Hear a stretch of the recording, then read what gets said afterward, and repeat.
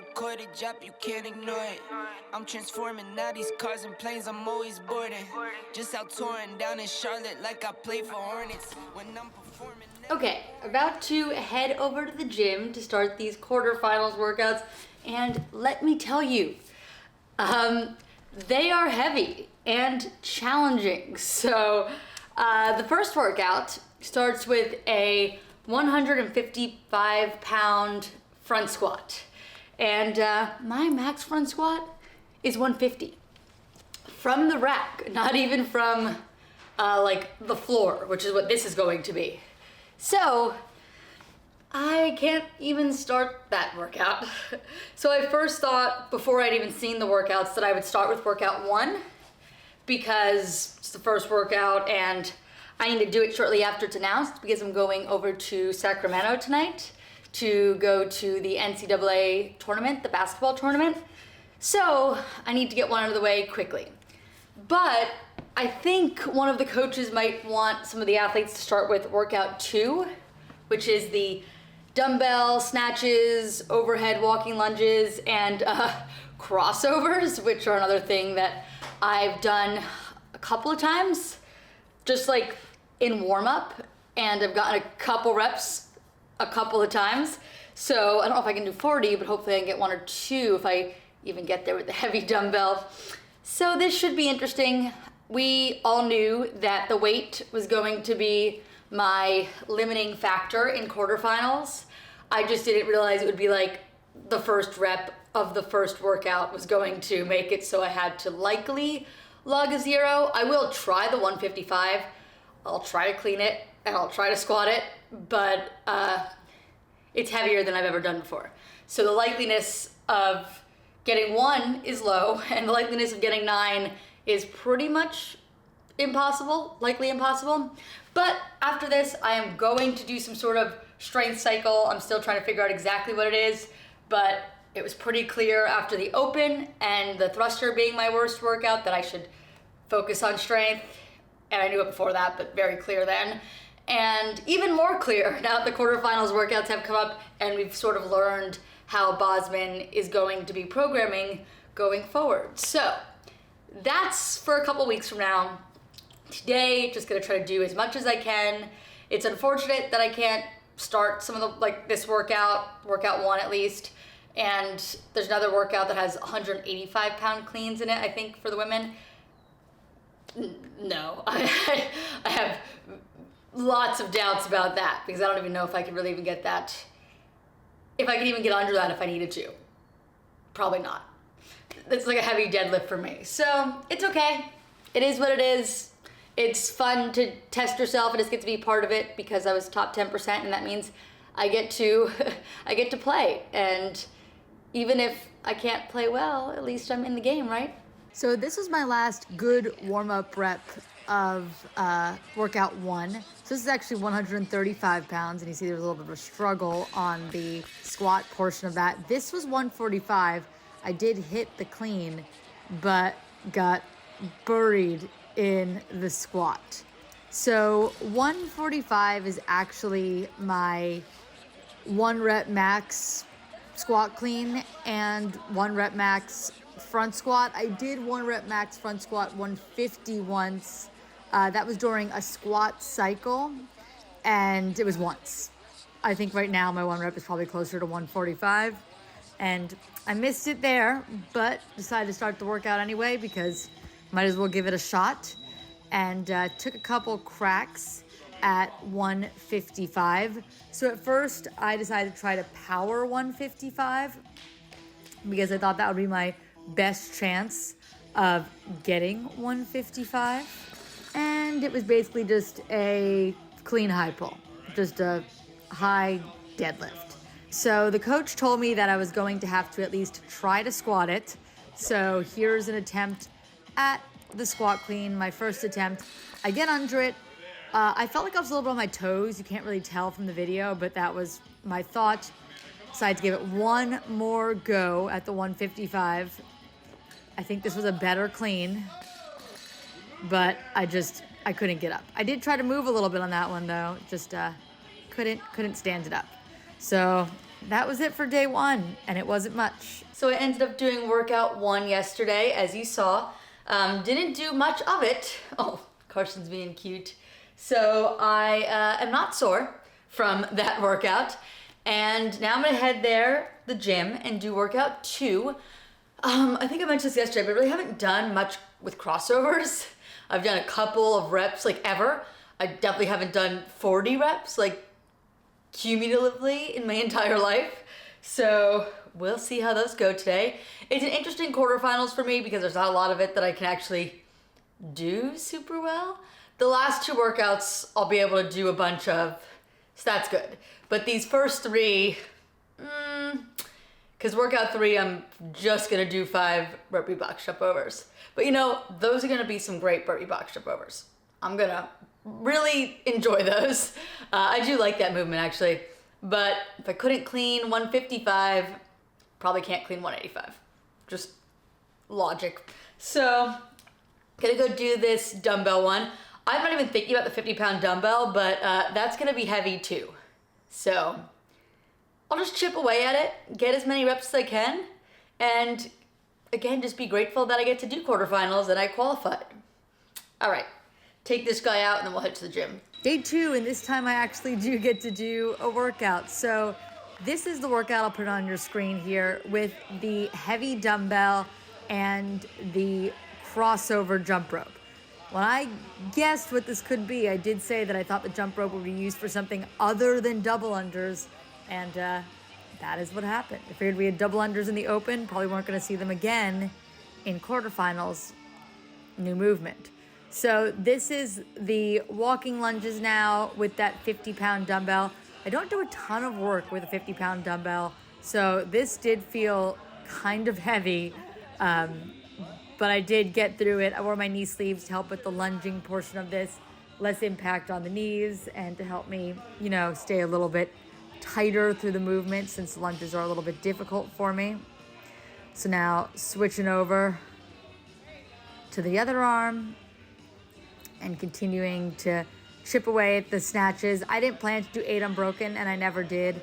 I usually broke them up like 4s, 3 and 1, or something similar to that, just to sort of give myself a break, less time under tension, and I knew these were heavy for me. So tried to be smart and strategic about it, and always rested for the last rep, because the last rep, you want to get it up there and go into those lunges.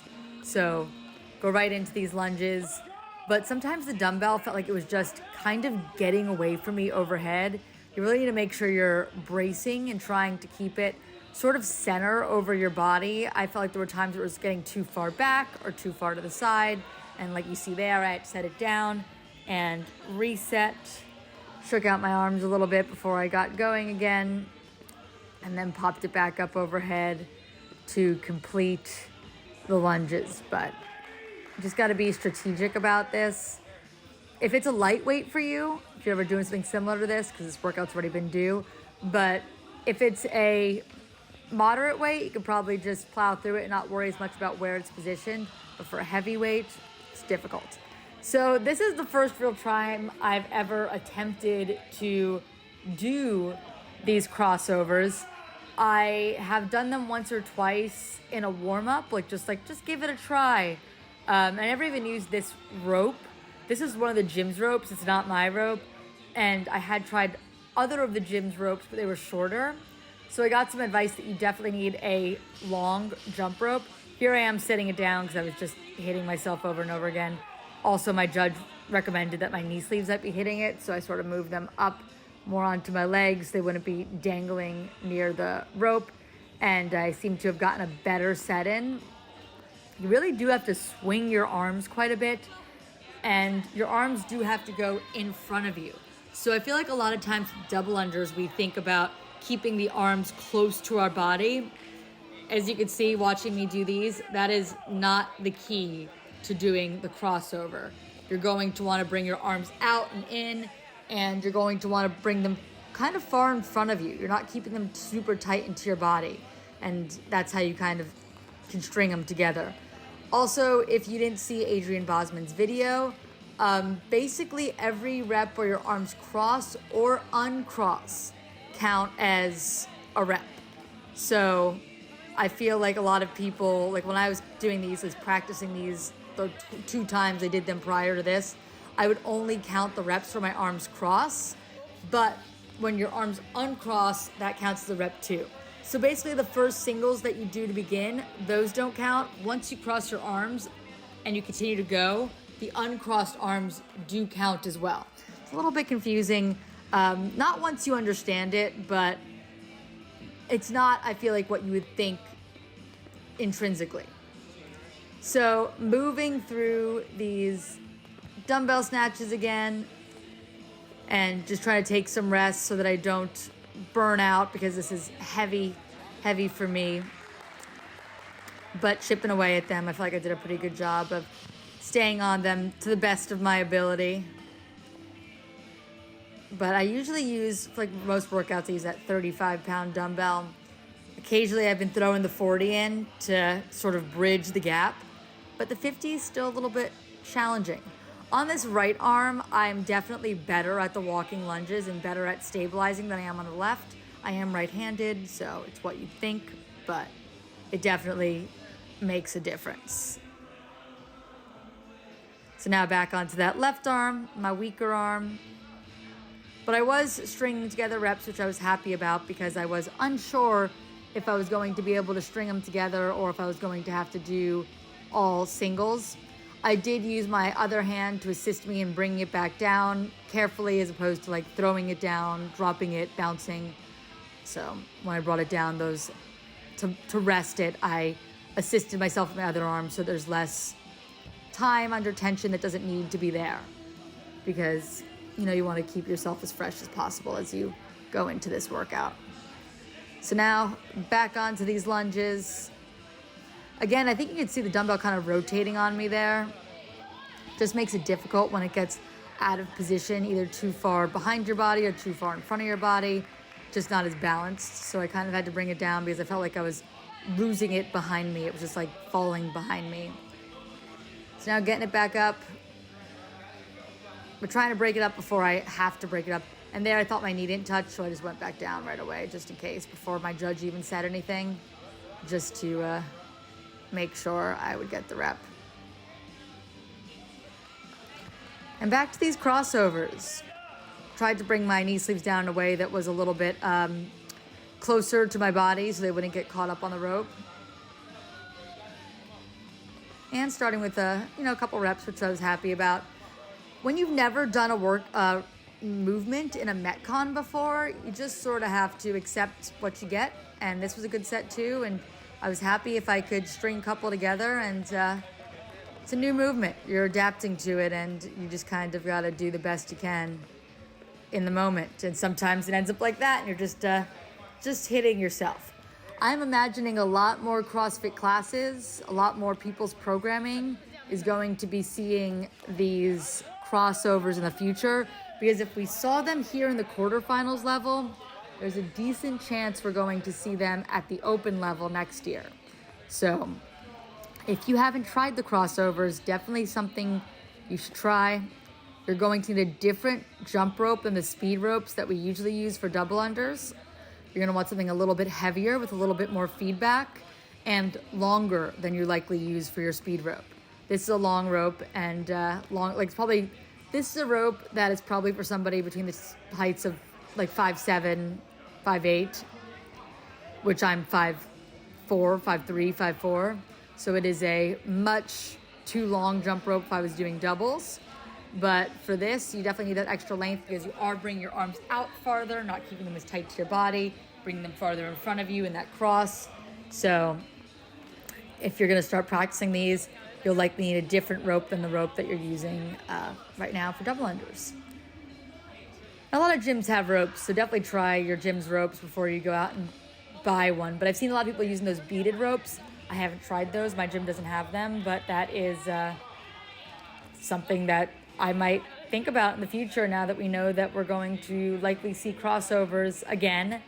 And I guess we're probably going to see them at the open level next year. That was another good set to finish up. So I didn't stop there because I messed up. I stopped there because that was the end of the 40. So now we're into the third round of the workout, back to that dumbbell.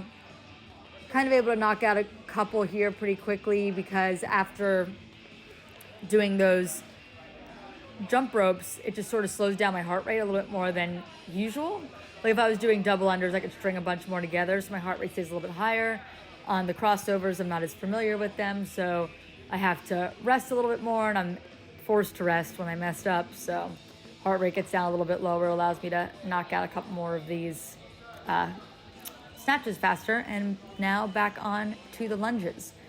And again, right side unbroken. Right side is just so much easier for me to stabilize and to keep over my body in a better way. So able to maintain a little bit longer.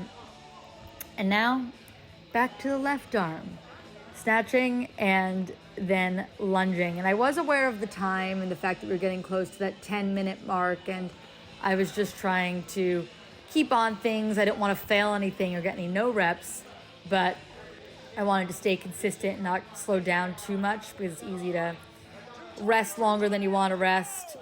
So, and I tried to be smart because I also wanted to attempt this last lunge unbroken. I was literally thinking about how do I get this dumbbell into a really good position so that I can maintain the lunge without having to break it up. So this is my last snatch, and I really wanted to make sure I just had it in a good place over my body, locked out well, and try to keep it from rotating back on me as much like I've had in the previous rounds, so that I can get back to the jump rope with as much time as I could to knock out as many crossovers as I could. Crossovers are weird though because it's harder for me to push because if I start hitting myself, I just have to reset. So that was the only time I was able to do those lunges unbroken, and I feel like it was partially because I just was more strategic about placing the dumbbell overhead and not rushing into the lunge after the snatches.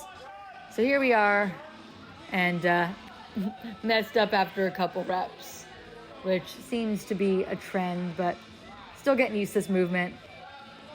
Happy to knock out as many as I could because sometimes when things are new, you can't get any. So at least I could chip away here and get a couple jumps in this round.